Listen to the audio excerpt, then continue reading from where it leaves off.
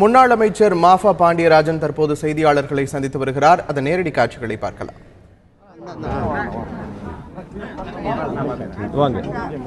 நேற்று கல்வி அமைச்சர் செங்கோட்டையன் அவர்கள் ஒரு கருத்தை சொல்லியிருக்கிறார். மாண்புமிகு மறைந்த முதல்வர் புரட்சி தலைவி அம்மா அவர்கள் மருத்துவமனையிலே இருந்த பொழுது நான் நேரடியாக பார்த்தேன் என்று கூறியிருக்கிறார். என்னை பார்த்து 2 விரல் அசைத்தார்கள் என்றெல்லாம் சொல்லியிருக்கிறார். அனைத்திந்திய அண்ணா திராவிட முன்னேற்ற கழகத்தில் செங்கோட்டையன் ஒரு நல்ல உழைத்து இந்த இயக்கத்திற்காக பாடுபட்டவர். அப்படிப்பட்ட ஒரு நல்ல உழைத்த ஒரு தொண்டர் தர்மமே சாகின்ற அளவிலே ஒரு தவறான கருத்தை அவர் சொல்லியிருக்கிறார். மாண்புமிகு தமிழக புரட்சி தலைவி அம்மா அவர்கள் 75 நாட்கள் மருத்துவமனையிலே இருந்தவரை அப்பொழுது தமிழகத்தினுடைய முதலமைச்சர் பொறுப்பை ஏற்றிருந்த இன்றைய பொருளாளர் மரியாதைக்குரிய அண்ணன் OPS ஆகட்டும், மத்தியிலே வந்த மத்திய நிதியமைச்சர் அருண்ஜேட்லி ஆகட்டும், அல்லது பாரதிய ஜனதா கட்சியினுடைய தலைவர் அமித்ஷாவாகட்டும்,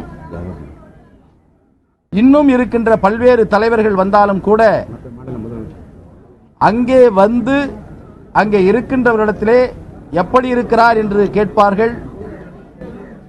மருத்துவ சிகிச்சை பெற்றுகிறார் என்று சொல்லி அவர் வெளியிலே வந்து ஊடகங்களுக்கு நன்றாக இருப்பதாக கூறுகிறார் என்றுதான் சொல்லி சென்றிருக்கிறார்கள். இதுவரையில் மற்ற மாநிலங்களிலே பல முதலமைச்சர்கள் வந்தார்கள். இந்த தமிழகத்தினுடைய புரட்சி தலைவி அம்மாவை பொறுப்பு ஏற்றிருக்கின்ற மரியாதைக்குரிய அண்ணன் OPS அவர்கள்